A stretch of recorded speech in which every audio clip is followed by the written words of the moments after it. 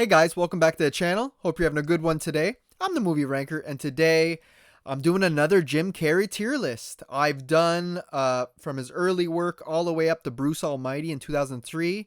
So today I'm going to continue from 2004 all the way to his last film, Sonic 3. We're going to jump right into it, guys. No intro or nothing today. Just let you know, these movies were not on the same level as the first half of his career. Struggled through a lot of these, so yeah, you're not going to see as many S and A tier films like you did last time. But by the end of this video, I'll make sure to put all of his filmography on screen for you guys so you can see his entire career. I'll do that at the very end of this video, so stay until the end for that. Like and subscribe so you don't miss out on anything in the future, and let's jump right in. We're going to kick things off with Eternal Sunshine of the Spotless Mind, a movie I always wanted to check out. Finally got around to it with this video. And yeah, this one was a really damn good movie. I didn't think it would be my type of thing going in because, you know, it's just romance. Those are usually cheesy to me and kind of sappy. But this one definitely does it differently. It's told out of order, so it's a bit confusing at times on what's actually happening or why things are happening, but it makes sense by the end because you realize everything's told out of order. It's about this procedure you can get done to erase core memories of your loved ones or whatever. If you end up in a breakup or whatever, you can remove your boyfriend or girlfriend from your mind so you don't even know they ever existed, right? Kind of interesting premise here, and this girl gets it done so she doesn't have to think about this guy anymore. And she's played by Kate Winslet, and her partner is Jim Carrey. So yeah, great cast in here as well. We also got Kirsten Dunst, Mark Ruffalo. He's actually decent in this film. I usually don't like him. And yeah, it's just an interesting concept because both these people end up getting the procedure done, and yet they both still end up finding each other, being attracted to each other. So it's basically saying that love is stronger than anything else. Like, you can remove the memory, but the heart still remembers. And I thought that was kind of clever. And like I said, just the way the story was told, kind of out of order. Very relatable characters. Like, not a character you usually see Jim Carrey playing. Like, he's very vulnerable and such, and you know, in this film. So it was just very interesting. Much different movie than Jim Carrey's usually in. So I respect it for that. I'm kind of anxious to rewatch this, knowing what I know now going in, and the little twist involving the people within the programming and the surgery or whatever that they do, how they're involved in this program as well. One of them has it done. So all that is super interesting to me. So Eternal Sunshine of the Spotless Mind, I think it's an A tier film. We're starting off strong in this video, but like I'm telling you, it's not going to last. Moving on to a series of unfortunate events. Lemony Snicket's, I think it is. I'm not familiar with the book this is based off of, so I went in kind of blind. I remember when this came out, but you know, I was kind of getting of the age where this wasn't my thing anymore, being in my teens. But yeah, I really enjoyed this one. These three kids end up orphans and end up staying at this Orlok's house, played by Jim Carrey, and he's very weird. He doesn't care about the kids at all. He just wants their money. He wants to inherit their wealth. And that's where we get the series of unfortunate events, because the kids get taken away from him because he just parks them on like train tracks and does terrible things. So they end up with different guardians, but every guardian they end up with, bad things happen to them in their home and everything, so they have to keep moving and leaving. And Jim Carrey plays all these different characters in here in disguise, and he's brilliant in this. Like I said, he has to do so many different characters and voices and stuff. It's just really fun to see him do that, especially as like the antagonist. Usually he's the good guy in films, but seeing him as kind of this villain character, it was really interesting. So I enjoyed this one. I thought it was fun, unexpected. Actually, I didn't think I'd get much out of this film. I thought the kids were all great, the great cast all around. So this one, I think it's not as strong as Sunshine, Eternal Sunshine, but it's still pretty great. I think it deserves B tier, if I'm being honest. And again, not what I expected. Moving on to Fun with Dick and Jane. This one, it's a decent film, a good Sunday watch, I'll say. It's worth a watch, but it's not something I'd be running back to watch over and over again. It's about this couple who, seems like they have it all at first, and then they really throw Jim Carrey's character under the bus, Dick, at his job, and he has to take basically the blame for everything going on with this company, and they're going bankrupt, and there's some conniving things going on with the higher ups, and he basically takes the fall. So he ends up like losing everything in the process, and they go from this wealthy family to, being having nothing. They even get their lawn taken away. But that's like half of the movie, it feels like. A big chunk of this film where there's not a lot of comedy there. It's just this stuff happening to them. And then they have to turn to a life of crime. And that's when the movie gets good. Him and his wife, played by Taya, I can't remember her name. She's from Jurassic Park 3 and a few other films I've seen her in. She was in the brand new Death of a Unicorn as the mom. She's in this, that's the wife, and both of them turn to a life of crime, and it's pretty hilarious. It starts off small with like Dick going in to buy to like steal a slushie and stuff like that in a store, and they eventually steal like pieces of grass from different yards to fill in their yard because it all got taken away, all their landscaping stuff, and it's just funny little petty crimes that they're doing, and they start moving up and they try like rob banks and stuff, eventually robbing the head one over the company who screwed him over, played by Alec Baldwin, by the way. So yeah, it's a movie that gets better as it goes, but I'm not going to say it's great. It's not in line with Carrey's 90s comedies, but it's decent. I think it's C tier for me, and I think that's fair. Fun with Dick and Jane, a decent enough watch. If you haven't seen it, it's still worth a watch. Just don't expect nothing crazy. It is funny though when he starts working with the Mexicans and he ends up getting deported himself, and he has to cross the border and everything. Some funny stuff in there, but it takes like half the movie to get there, I feel. So that's that. Moving on to the number 23. I had no idea this was a Joel Schumacher film.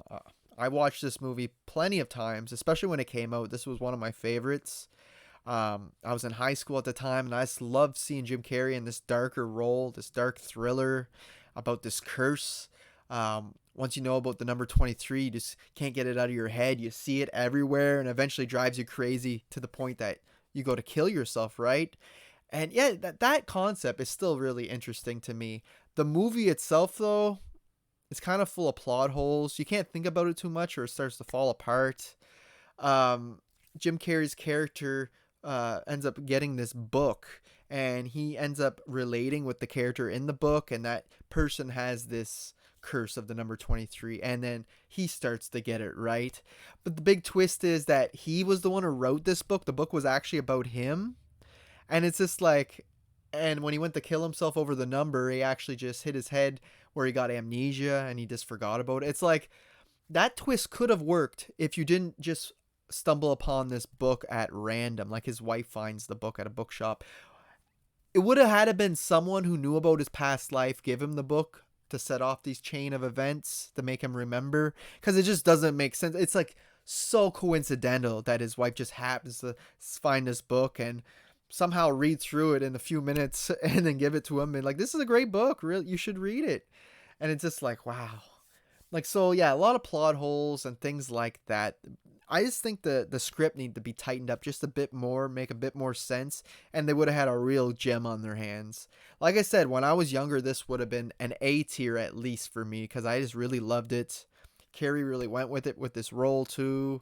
And yeah, it made me think about the number 23 a lot and just looking for it everywhere. So as an adult though, and rewatching this now, the pacing ain't that great. It's full of plot holes, and yeah, I love curse movies, so that kind of helps us, but still, man, I think I'll give it a C just because of my nostalgia for it, and my past love is still kind of there, but I realize that it's a messy movie, so yeah, C tier is the best I could do.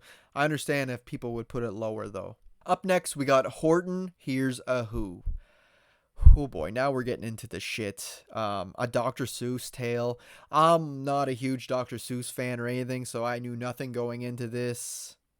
And it sucks, man. A wasted star cast too. Great cast with Steve Carell, Jim Carrey, Seth Rogen, a lot of big names, but it's in this stupid little movie that feels so drawn out. This was like a little tiny short story basically, and you can really tell it's stretched out, and it's only like an hour and a half long at tops, but they just didn't have the material to tell a story that long. It feels it's it's about these Who's who live on this little speck on this little flower, and Horton's an elephant, and he realizes that there's this whole world on this little speck. And I guess the message is supposed to be, no matter how small, they're still people. You should still help them or whatever. And the plot of the story is this Horton trying to get them to a safe place, like on the ridge. Like he can literally like see a spot where he can put them and then be safe.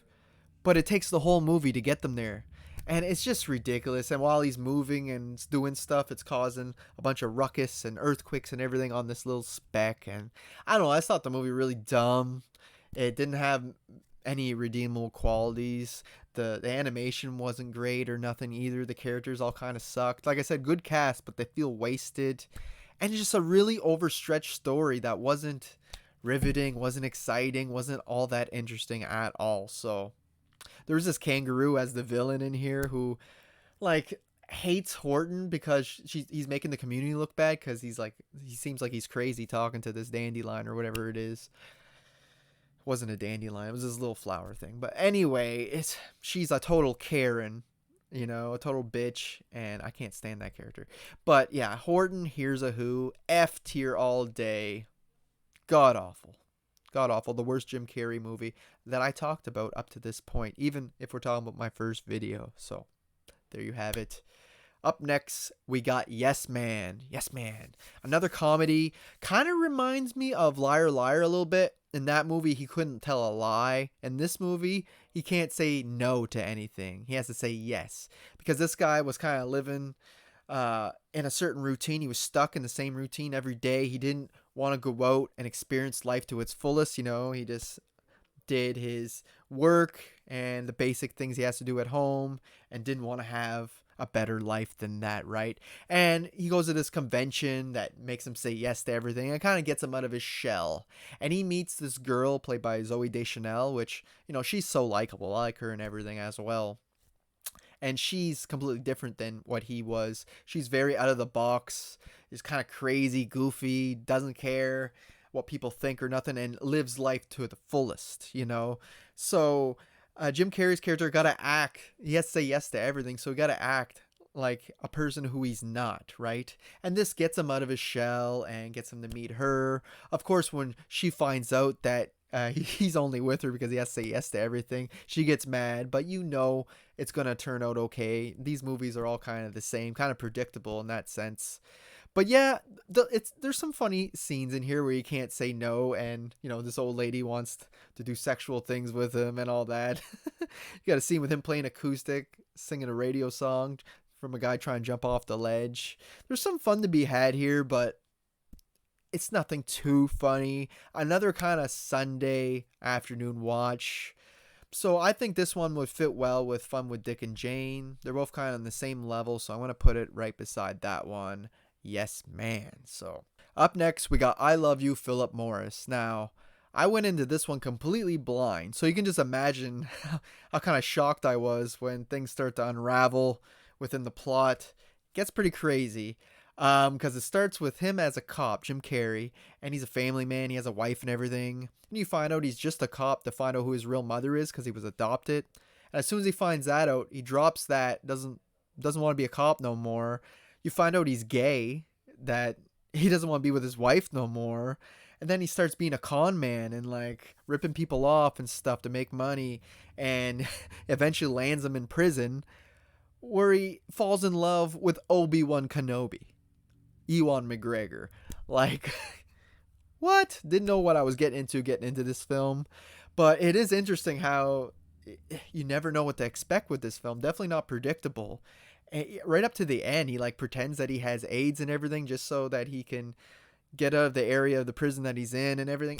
It's just kind of crazy. And I was like, they're going for this like sappy ending with him with AIDS and everything. But then when I found out he was just conning them once again, I'm like, wow, that kind of threw me for a loop. Not a terrible movie, but not exactly my type of thing either. Not just because there's a bunch of gay stuff in here, just these type of romance movies just usually aren't for me. But this one was definitely different enough. Um, yeah, the message, with him, he always had to be lying to himself, whether it was when he was a cop, a married man, to his wife. Then he found he was really gay, and even when you think he comes clean, and he's still doing shady stuff.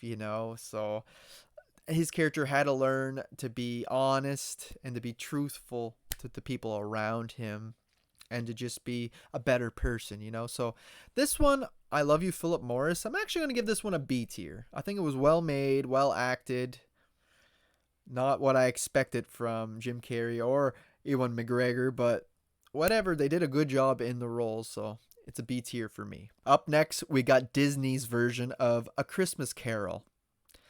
There's many, many versions of this story. I think it started off as a written story. And yeah, Charles Dickens. This one is not my favorite, let me tell you. It has that ugly animation that we had a lot of in the 2000s with Beowulf and Polar Express. This one's not as bad as Polar Express with the eyes, but still some weird animation. I think Jim Carrey's character Scrooge kind of looks good because it looks something like Jim Carrey in real life, except an exaggerated pointy nose and chin and stuff. So in regards to Scrooge, he's all right, but the rest of the animation is pretty ugly most times, especially Ghosts of Christmas Past. What the hell was that? That was as bad as MODOK and Quantumania. This candle, but with a human's face, and it just looked terrible. I felt like they were trying to look realistic while still being animated, and it just didn't come out well. Then Ghost of Christmas Present just annoyed the hell out of me. He laughed nonstop, and it was driving me nuts, let me tell you. So didn't do this movie any favors. And we've seen this tale before, and this isn't the best version of it in my mind. So yeah, Christmas Carol, I much prefer to watch the older versions, or Scrooged from the 80s with Bill Murray. So yeah, this is D, not quite an F. I think kids who see this for the first time and never seen any of the other versions might enjoy this, but it just was not my thing. Up next, we got Mr. Popper's Penguins. Now, going into this one, I didn't have high expectations, and yeah, it's basically where I landed on this. It's not great. I mean, again, could be okay for kids. Apparently, this was filmed with real penguins and CGI digital effects. I think they threw some digital effects on the real penguins as well, because most of this movie feels like they're not real. They feel very digital most times. The humor is terrible. It's penguins farting and shitting all over the place and screaming and that, and very childish humor to me. I know this is a family film or whatever, but given my personal thoughts, the story was just kind of okay. This business guy who thought about work all the time wasn't spending much time with his family, or loving them as much as he should, and these penguins kind of bring the family together, and make him a better family man. So not bad themes. It's just the movie just wasn't great. Pretty forgettable at the end of the day. So yeah, it's D for me. D tier. And I actually liked it a little bit better than Christmas Carol though. So that's where that one lands. Up next, we got the incredible Bert Wonderstone. Yeah. Interesting concept for a comedy, with these magicians. Steve Carell and Steve Buscemi as partner magicians, and this new up-and-coming magician who has really different methods, and he's played by Jim Carrey, is kind of against them. They're kind of making fun of Chris Angel with him because he's more extreme and dark, kind of gothic a little bit. And yeah, Jim Carrey is definitely the standout of this film. He's not in the movie a lot, but when he is, he definitely elevates the film a little bit. His magic is drilling into his head and laying on hot coals overnight, sleeping on them. Just hilarious stuff. Just very extreme and violent stuff where, Bert is more your classic magician hauling rabbits out of hats and stuff. But the problem I have with this film is all of Steve Carell's stuff is just not funny to me. Like, there's even times where I'm like, are they trying to be funny, or are they just not coming off as funny, or are they even trying? Because it just fell flat for me completely. And a lot of Steve Carell movies are kind of like that for me. I think he's great in The Office and in certain roles like Anchorman, but when he leads a film like this, a lot of times I just don't find him funny. Steve Buscemi, he doesn't get much to do in here, but I find he's pretty hilarious, especially when he goes to Africa to try to give the African kids magic when really they just want food and water. I thought that was kind of funny. And all the Jim Carrey stuff was hilarious, but unfortunately, Steve Carell is our main actor here playing Bert. He's the star of the show, and his jokes just don't land for me. You you could rewrite this movie to make it a decent one, but I don't think it's that great. Again, it's D tier for me, almost F actually. It's not something I'd be running out to rewatch. Probably better than these other two movies though. It's a little bit more my style. At least Jim Carrey kind of makes up for it. So that's that one. Moving on, the Kick-Ass 2. A lot of people don't seem to like this sequel. It's definitely not on par with the original because I really like the first Kick-Ass movie. But I like the direction this one went into as well. I like how we get way more superheroes this time because Kick-Ass was inspiring to the average person. So you got this like random folks wanting to be superheroes. Thought that was kind of fun, and how they form a team. And the villains also have their team led by Red Mist, who goes by Motherfucker now. I thought that was hilarious. The humor is just as good as the first movie. The violence is just as good. We just don't get as much violence in this one, less action. It's more focused on Hit Girl, going to school and trying to living a regular life, and the girl's trying to make her like a proper girl, where deep down we know she just wants to kick ass. Chloe Grace Moretz is great as always. What's her main dude's name too? Aaron Taylor Johnson or whatever his name is. He's the new Craven. He's decent in here too. The story just doesn't move as fast. It doesn't have as much action, but I think it definitely deserves to have a little bit more recognition than what it does. I thought it was pretty great. The first movie is an S tier, but this one might be A for me, if not a high B. And Jim Carrey, of course, him being in this, he's like the leader of the good guys, their team. And yeah, he's great. I could have used more of him. This is probably the movie on this list where he has the smallest role. But yeah, it's still a big enough role to be included in this list. He's great. And all of the heroes are great as well. We get those parents looking for their son. That's their only excuse for being part of the team. And on the villain side too, we got like Black Death, the black guy. It's all like racist names and stuff. Mother Russia, who is like this really intimidating Russian chick who kicks ass on the villain side. So I had fun with this one. I don't know why a lot of people say it's garbage. I don't think it's that bad. I'm actually going to put this at A. I think it deserves it. Fun sequel. Might not move as fast, but still fun. Up next, we got Dumb and Dumber 2. Now, we get the original cast back. We get the team behind the original back.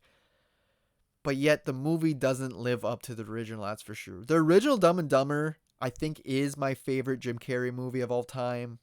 So this one is kind of rough to get through because they're trying, but it feels forced. Every time they tell jokes in that, most times they don't land this time around. And yeah, it's just like, man, I feel like you guys are forcing it this time. You guys probably waited too late to do this sequel, and it's just not working. And the story just wasn't as interesting.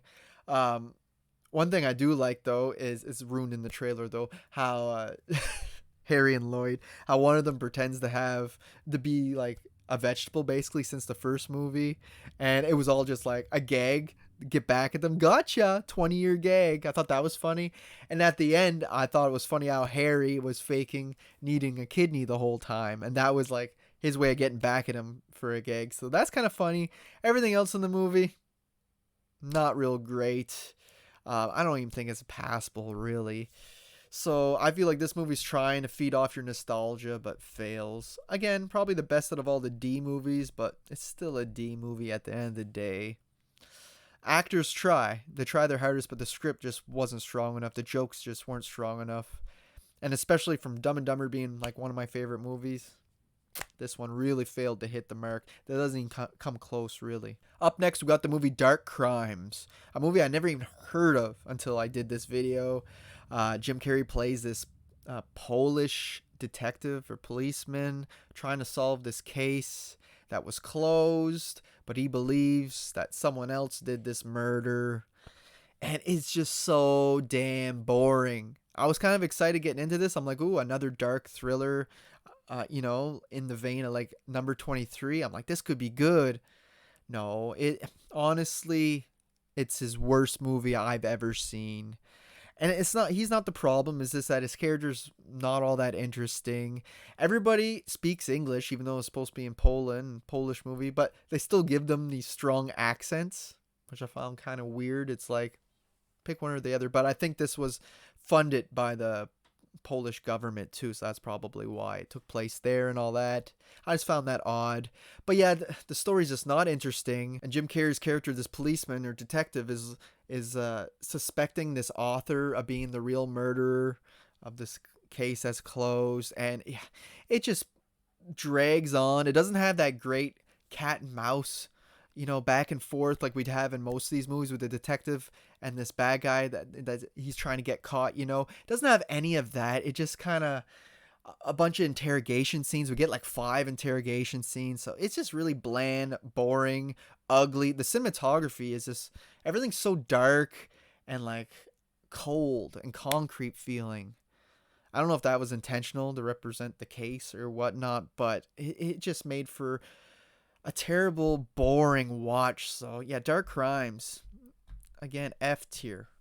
Just as bad or worse than Horton. I think I'd take Horton over Dark Crimes, which is just so unfortunate. I was looking forward to this movie. Now getting into the last movies here, it's the Sonic trilogy. I'll kind of talk about all 3 of these at once. Jim Carrey is great in all 3. I think these movies are all fairly close to each other in rating for me too. I enjoy all of them. Pretty good. Video game adaptations, those are usually crappy, but these ones are definitely tolerable. The first movie is kind of like this road trip movie, which has enough Sonic stuff in there to make it a Sonic movie, but I really liked how part 2 and 3 kept adding to the lore mythology of Sonic, and adding in more characters like Tails and Knuckles in part 2. Now Knuckles has to work with Dr. Robotnik for a while. That's great. And then in part 3, they add in Shadow. And yeah, we're just getting more and more Sonic characters, which is always nice. And I like that in part 3, Dr. Robotnik had to work with his grandfather. Should have been really his father, but his grandfather. So that was kind of fun. It's almost like his evil twin, even though they're both evil, right? One is definitely more evil than the other, though. And yeah, these movies are fun. Since this is a Jim Carrey tier list, I love how he is super smart. He got crazy tech, right? But he's so mean to his assistant. I always thought that was hilarious. And yeah, they're just fun films. And like I said, I like how they keep adding in more of the Sonic lore and, surrounding the comics, the video games, and all that stuff, the TV series. So, although these are all very close to me, I'd say the first one's a B, and I give 2 and 3 A's. But these are low A's, and the first Sonic is a high B. So they're very close to each other. And I had a real fun time with it. That's one reason why I never ranked these yet, because I find they're all so close together. They're only smidges apart from each other. I will rank them once we get Sonic 4. That was already announced, so we will get another one. Make for a more interesting ranking than just 3. So stay tuned for that in the future. But yeah, that's it. That's all 31 Jim Carrey movies. 16, I believe, on this list and 15 on my last list. So yeah, I hope you guys enjoyed this. Stay tuned. I will put on screen here the full tier list of all the Jim Carrey movies, so stay for that. So there you have it, guys. There's Jim Carrey's full filmography for you guys on screen, all through my tiers. Put both of my tiers together. This was a lot of fun. I can't wait to do this again with the different actors, directors, whatever. If you haven't seen my first Jim Carrey tier list, make sure you go check it out. That one had a lot of great films on it. And if you want to hear my thoughts on those, make sure you like the video and subscribe to the channel if you enjoy videos like this. And that's all I got for you guys today. I hope you enjoyed it. Until next time, thanks for watching.